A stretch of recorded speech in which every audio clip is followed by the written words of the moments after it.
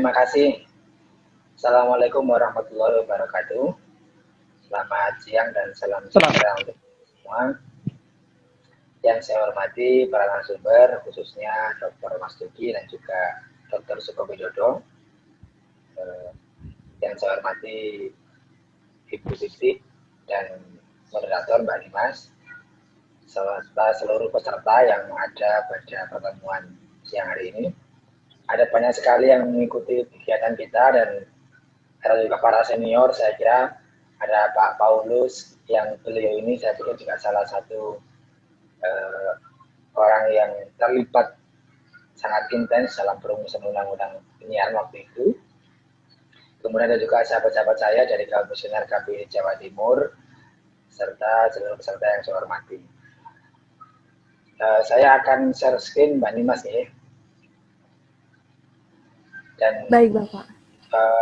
Tadi apa yang disampaikan Pak Mas Suki sudah cukup lengkap dari sisi perspektif sejarah maupun konteks kekinian. Kalau intinya begini, kalau kita diskusi soal undang-undang atau hukum media penyiaran atau hukum penyiaran itu sangat-sangat banyak substansi maupun sudut pandang yang bisa kita lihat. Jadi sebenarnya bagi teman-teman mahasiswa S1 maupun S2, bahkan S3 sekalipun, yang ingin menulis skripsi atau penelitian berkaitan dengan hukum media itu nggak akan ada habisnya. Silakan diskusi dengan saya, wah luar biasa dinamika yang ada di dunia penyiaran. Karena memang selain penyiaran sendiri itu terus berkembang, di sisi lain juga regulasinya pun juga terus berkembang. Seperti disebut sama Pak Mas Duki tadi, sudah tadi malam baru saja diputuskan ada UU Cipta Kerja atau Omnibus Law. Yang satu diantaranya berkaitan dengan undang-undang penyiaran. Belum lagi kemarin MK juga baru saja mengabulkan salah satu menolak gugatan dari lembaga penyiaran berlangganan. Jadi agak aneh memang karena undang-undang penyiaran itu mengamanatkan agar lembaga penyiaran berlangganan atau TV kabel itu menyiarkan konten dalam negeri. Tetapi menurut MK justru ketika mereka ingin menyiarkan konten dalam negeri itu harus ada izin dari DPR-nya. Sehingga ya agak dilema seperti itu. Jadi sebenarnya sangat banyak. Nah, dalam konteks yang ini saya akan fokus pada kaitan dengan dunia penyiaran dalam digital gitu ya. Kalau kita bicara digitalisasi penyiaran itu setidaknya ada dua isu besar yang sedang berkembang. Yang pertama adalah bagaimana kita bisa melakukan yang namanya migrasi analog ke digital. Yang kedua soal digital internet. Artinya dunia penyiaran yang yang berkaitan dengan perkembangan teknologi informasi di internet itu. Nah, kita akan bahas mudah-mudahan bisa secara singkat gitu ya. Pertama ada satu rumusan dari seorang peneliti Loriawis yang mengatakan bahwa pada tahun 2020 ini dalam 1 menit atau 1 menit atau 60 detik itu ada sekian juta hal yang bisa kita lakukan. Contoh, dalam 1 menit ada 4,7 juta video yang dilihat. Di saat yang bersamaan ada 1,3 juta yang aktif di Facebook. Dalam 1 menit juga dalam waktu yang bersamaan ada 4,1 juta orang yang mencari sesuatu di Google dan sekian 600 ribuan lebih orang yang scroll di Instagram, 194 ribu lebih orang yang nge-tweet, belum lagi WA. Ada 59 juta pesan yang terkoneksi di WA kita dan ada 1.400 orang yang main TikTok. Mungkin kita di antaranya, nggak tahu yang mana, mungkin TikTok ataupun yang lain. Nah, itulah yang kemudian menghadapkan kita pada satu fakta bahwa kita memang dihadapkan pada kenyataan ada media lama dan ada media baru, ada old media dan ada new media gitu ya, yang masing-masing punya kecenderungan maupun karakter yang berbeda. Misalnya kalau media dari aspek perangkat, media lama seperti radio dan televisi ataupun yang lain itu cenderung statis. Sementara media baru itu ya bisa statis, bisa mobile. Dimanapun kita berada, kita bisa mengakses media baru. Tapi kalau media lama kan beda. Lalu layarnya pun juga berbeda. Kalau media lama cenderung komunal, artinya kalau di satu rumah kita nyetel TV, maka yang nyetel satu orang, tapi yang nonton bisa banyak orang. Sementara kalau media baru cenderung private, jadi satu gadget satu orang, kecenderungan seperti itu. Lalu berikutnya dari konteks koneksi internet, tidak terkoneksi, kalau media baru tentu ada koneksinya. Lalu dari sisi waktu menonton, kalau kita suka nonton misalkan Mata Najwa, ya kita harus nunggu hari Rabu jam 8 malam. Kalau kita suka nonton Tonight Show misalnya, ya kita harus nunggu pada saat di mana dia disiarkan. Tapi kalau di media baru kan tidak seperti itu. Semuanya di dalam bentuk on demand. Kapan aja kita mau juga bisa. Bahkan sekarang kecenderungan kita, termasuk terutama teman-teman muda, generasi Z, generasi X misalnya, itu meskipun yang ditonton adalah acara TV, tapi dia nonton di YouTube, bukan di perangkat gitu. Karena memang konteks sekarang itu sifatnya on demand. Jadi mereka menonton tidak perlu harus nunggu jam berapa, hari apa, tapi bisa kapanpun yang dia mau. Yang penting itu aplikasi, itu tayangan sudah diposting di media baru. Kemudian keterbatasan soal tempat ya, menonton atau mendengar. Kalau radio kan pasti sangat terbatas. Suara Surabaya misalkan tidak mungkin bisa didengar di Jakarta kalau menggunakan pendekatan media baru atau media lama. Tapi ketika dengan hadirnya media baru, suara Surabaya itu tidak hanya bisa didengar di Surabaya, tapi bahkan di Jakarta, bahkan di luar negeri pun sekarang sudah bisa. Termasuk kecenderungan teman-teman radio hari ini itu menggunakan media baru untuk mentarget pasar yang ada di luar negeri, yaitu teman-teman yang ada yang menjadi TKI. Itu menjadi pasar tersendiri bagi radio hari ini. Kemudian kalau media lama tentu ya sekilas sekali ditonton selesai. Sementara kalau media baru itu bisa diulang-ulang dan juga bisa di-sharing. Sementara kalau media lama tidak. Nah, seperti yang disebut oleh Pak Mas Duki tadi, tentu media baru itu punya banyak sisi. Ya, sisi positifnya kita bisa menjadi lebih mudah untuk mengakses informasi dengan cepat, dengan apa namanya, melalui berbagai macam platform yang kita inginkan dan dengan ragam yang kita inginkan. Juga bisa menjadi media pembelajaran, apalagi di masa pandemi seperti ini, semua orang belajar online, itu sebagian juga kemudian memanfaatkan media baru. Lalu ragam hiburan pun juga kita bisa pilih, tidak terpaku atau tidak monoton dari apa yang disajikan oleh orang lain. Kita bisa milih apapun itu. Kemudian kebebasan berpendapat tentu menjadi satu hal yang positif di dalam manfaat media baru. Kreativitas juga begitu, termasuk hobi dan peluang bisnis. Kita lihat banyak sekali anak muda sekarang yang tiba-tiba menjadi selebgram, menjadi artis Twitter, artis media sosial, yang kemudian di situ punya efek yang positif terhadap pendapatan atau penghasilan. Sehingga banyak sekali anak-anak sekarang itu yang kalau ditanya cita-citanya menjadi apa, itu sebagian menjawabnya adalah ingin menjadi YouTuber dan sebagainya. Nah, tentu ada negatifnya. Pertama, kecanduan. Sudah sering kita lihat di sekitar kita, baik kita sendiri pun kadang-kadang juga tidak sadar kita sedang kecanduan media baru itu sendiri.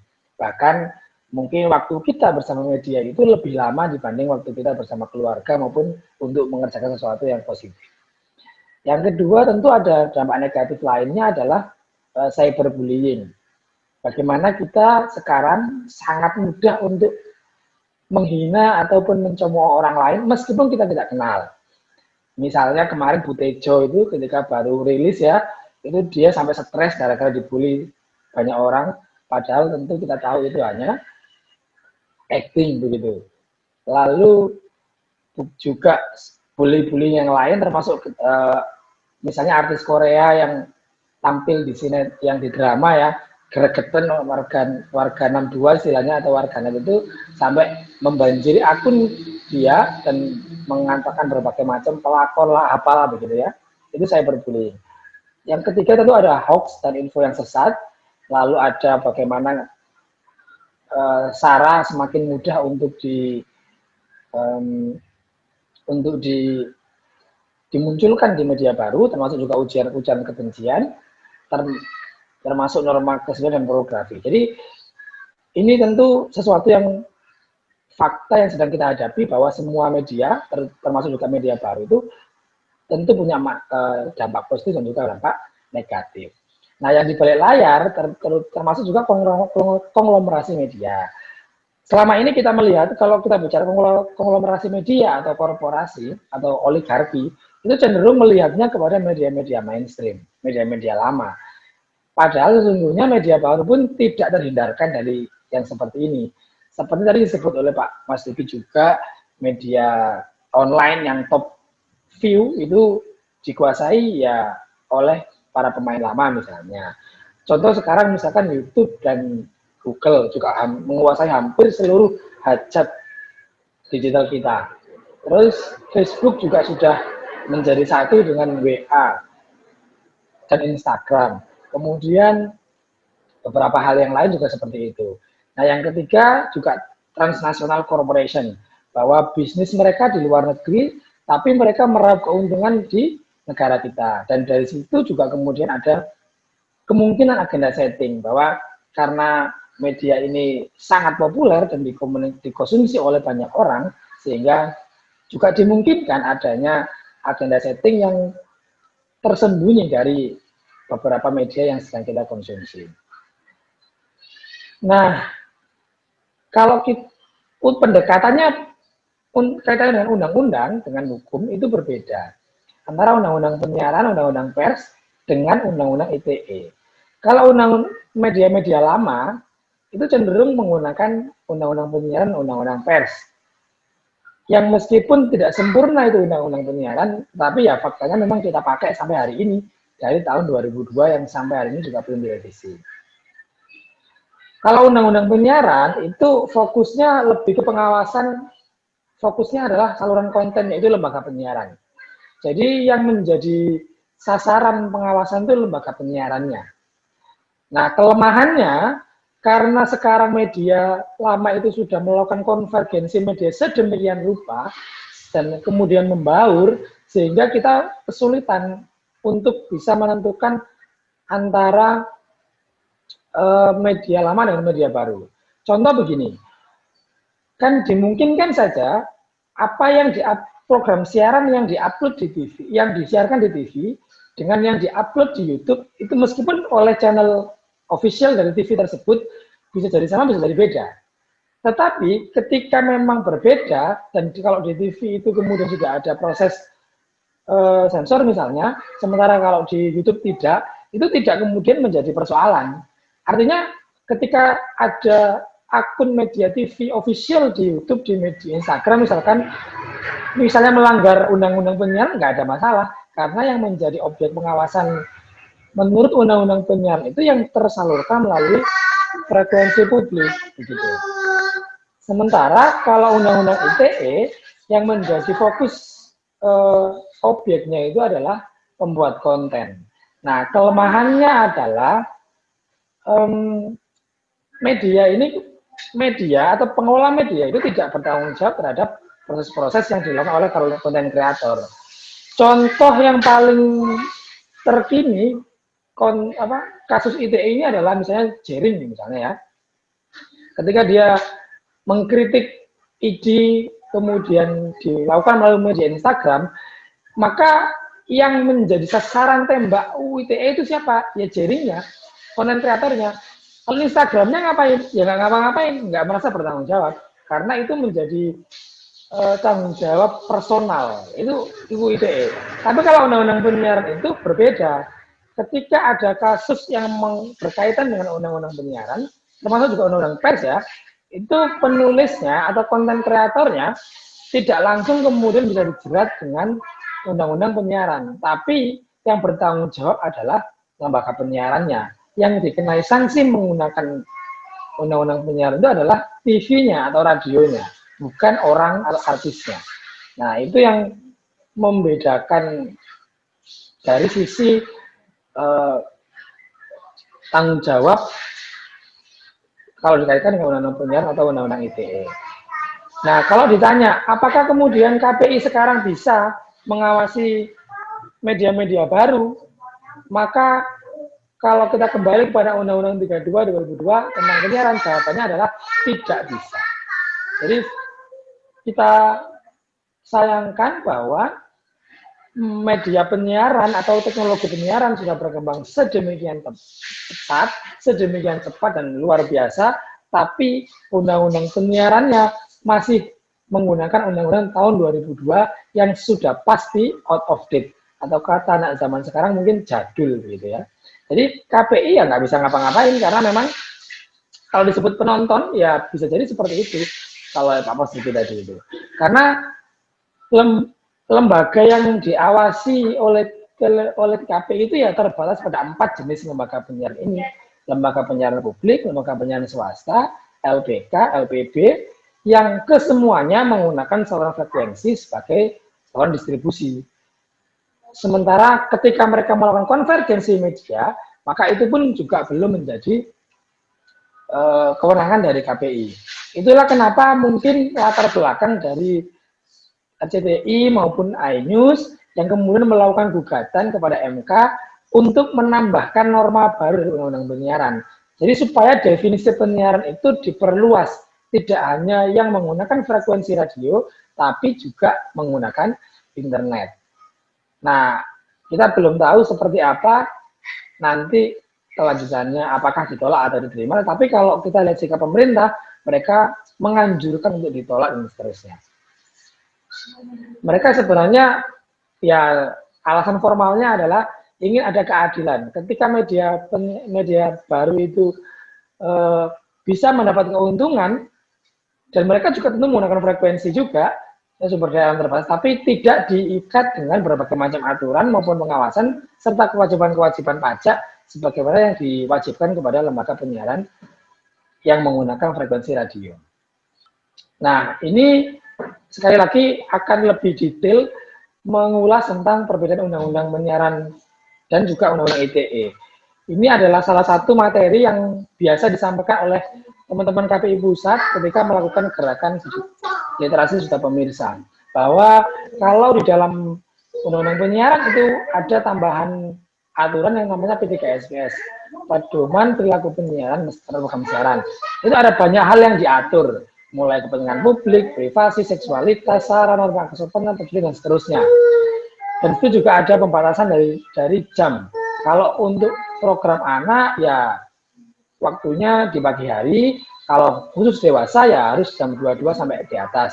Tapi kalau di Undang-Undang ITE itu lebih sedikit, hanya 6 yang diatur, dan sekali lagi perbedaannya terletak pada UU ITE itu bisa memberi sanksi pidana, dan itu langsung kepada konten kreatornya. Sementara kalau undang-undang penyiaran itu sanksinya adalah sanksi administratif dan itu pun ditujukan bukan kepada konten kreator atau talent, tapi lebih kepada lembaganya. Inilah yang kemudian dalam dunia digital hari ini kita memerlukan sinkronisasi antara dua undang-undang ini. Yang pada dasarnya kalau kita katakan ketinggalan, ya memang ketinggalan dari sisi berbagai macamnya. Nah, beberapa arah ke depan yang memang perlu dilakukan pengembangan adalah dari sisi regulasi adalah, ya tentu saja yang pertama adalah bagaimana pemerintah itu bisa menjamin bahwa media-media baru itu mengakomodasi konten kreator dalam negeri. Kalau kita bicara Netflix misalnya, ya tentu harusnya ada aturan. Seberapa persen konten yang dalam negeri itu harus masuk di dalam sajian Netflix misalkan. Kalau sekarang muncul Disney Plus juga begitu. Harusnya harus ada perlindungan atau proteksi dari negara untuk menjamin agar konten-konten dalam negeri itu bisa dinikmati ataupun tersalurkan kepada para pemirsa begitu. Termasuk juga hak cipta dan seterusnya. Dan yang tidak kalah penting adalah pendapatan negara. Jadi seperti yang disebut Pak Mas Diki tadi, karena sebagian besar konten-konten media-media baru itu berkantornya di luar negeri, sementara dalam aktivitas kesehariannya mereka bisa menghasilkan keuntungan dari negara kita, dari warga kita, sampai hari ini tidak banyak yang bisa dilakukan sharing antara pendapatan mereka kepada negara kita. Sementara media-media lama punya ketentuan itu. Kemudian juga bagaimana pencegahan penanganan dampak negatif konten. Betul bahwa media baru itu punya sisi positif, tapi tidak bisa kita pungkiri juga di situ banyak dampak negatif yang kemudian sangat-sangat mengkhawatirkan bagi generasi kita. Lalu keberadaan dan kewenangan lembaga independen semacam KPI ya. Jadi sebenarnya kalau kita bicara apakah pengawasan media baru harus oleh KPI, tidak harus. Tetapi setidaknya harus ada lembaga yang mengawasi itu dan punya pengaturan terhadap itu, sebagaimana di negara-negara di luar Indonesia. Termasuk juga penanganan aduan masyarakat. Kalau selama ini ada masalah dengan media-media lama, koran, majalah, internet, online, termasuk juga lembaga penyiaran itu selalu jelas kemana mereka akan melakukan koreksi gitu. Bisa ke Dewan Pers atau ke KPI. Terus kewenangan pemerintah juga diatur di situ, termasuk juga bagaimana diatur tentang tanggung jawab konten kreator dan tanggung jawab pengelola aplikasi. Jadi 9 isu ini sampai hari ini belum terakomodasi secara baik di undang-undang kita. Dan entah harus pakai undang-undang yang mana kita melakukan yang akomodasi terhadap isu-isu ini. Nah, kalau isu yang kedua itu adalah isu tentang migrasi analog ke digital. Jadi hari ini masyarakat masih menggunakan TV analog dan seharusnya sudah masuk pada migrasi digital. Ini dua hal yang berbeda dengan yang tadi. Kalau tadi itu isu digital yang menggunakan dengan internet, sementara kalau ini adalah digital terestrial, bahwa konsepnya begini. Kalau hari ini satu TV itu menggunakan satu kanal. Jadi kalau di Surabaya ada 21 TV, berarti ada 21 kanal yang dipakai. Sementara nanti kalau kemudian teknologi digital diterapkan, maka satu kanal itu bisa digunakan untuk sampai 12 channel. Gitu. Sehingga kita punya banyak ruang yang kosong dari aspek frekuensi. Ibaratnya kalau analog itu menggunakan teknologi perumahan, jadi satu rumah satu peta, tapi kalau digital itu menggunakan teknologi rumah susun. Jadi sekian peta bisa digunakan untuk sekian banyak channel. Gitu. Atau contoh gambarnya beginilah. Di Surabaya hari ini kita punya 15 TV yang berjaringan secara nasional dengan berbagai macam mereknya, dari yang LPP maupun TV swasta. Belum lagi ada tambahan 6 TV lokal. Jadi totalnya ada 21 channel. Artinya ada 21 peta kanal yang dipakai. Dan itu boros sekali. Nanti ketika sudah dilakukan teknologi digital, maka ini akan diringkas menjadi sekitar 5 atau 6 saja. Sehingga kita punya sekian banyak kanal kosong yang kemudian bisa dimanfaatkan untuk berbagai macam keperluan. Misalnya tadi disebut oleh Pak Mas Duki, misalnya untuk siaran kebencanaan, untuk TV pendidikan misalkan, untuk TV khusus perempuan, TV khusus disabilitas, belum lagi misalnya nanti untuk kecepatan broadband internet, karena kita termasuk negara yang kecepatannya sangat tertinggal dibanding negara-negara lain. Nah itu sampai hari ini belum.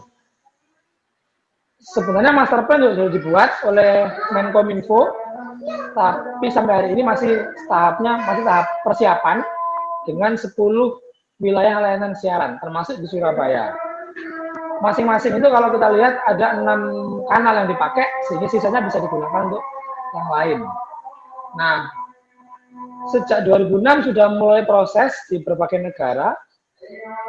Yang terakhir di Asia Tenggara itu Brunei sudah 2017, Singapura 2019, Malaysia 2019, Vietnam, Thailand, dan Myanmar tahun ini. Nah, Indonesia kapan? Sebenarnya sampai kemarin belum bisa dijawab kapan. Tapi tadi malam kemudian ada jawabannya dengan berbagai macam kelemahan dan sebagainya, tapi ada satu kepastian dari aspek kapan Indonesia akan masuk ke gerbang TV digital, yaitu tertuang di dalam penambahan pasal di dalam Undang-Undang Penyiaran, bahwa penyelenggaraan penyiaran dilaksanakan dengan mengikuti perkembangan teknologi, termasuk migrasi penyiaran dari teknologi analog ke digital. Nah, kapan itu dilakukan? Menurut Undang-Undang Cipta Kerja, migrasi itu dilakukan dengan penghentian siaran analog atau analog switch off, diselesaikan paling lambat 2 tahun sejak undang-undang ini berlaku. Jadi kalau Undang-Undang Cipta Kerja berlaku tahun 2020, artinya tahun 2022 Indonesia sudah harus mematikan teknologi terestrial dan analog, maksud saya, pindah ke digital. Yang ketentuannya nanti akan diatur di dalam undang-undang atau maksudnya diatur di dalam peraturan pemerintah. Nah, memang ini hari ini mendapat banyak kritik Undang-Undang Cipta Kerja ini, tetapi karena sudah kadung disahkan oleh paripurna, ya satu-satunya cara untuk misalnya bisa melakukan perubahan dalam Undang-Undang Cipta Kerja ini ya tinggal di MK begitu. Tinggal nanti bagaimana kita bisa melakukan, kalau memang ada pihak-pihak yang merasa perlu melakukan itu, ya memang jalur hukumnya adalah melalui MK. Nah, saya pikir itulah wacana yang berkembang atau dua gagasan besar yang berkaitan dengan disrupsi digital di era di dunia penyiaran. Yang pertama berkaitan dengan dunia digitalisasi penyiaran di bidang internet, dan yang kedua adalah soal migrasi analog ke digital yang sampai hari ini prosesnya masih dalam tahap persiapan. Saya pikir demikian, Mbak Nimas, dan kita kembalikan ke moderator.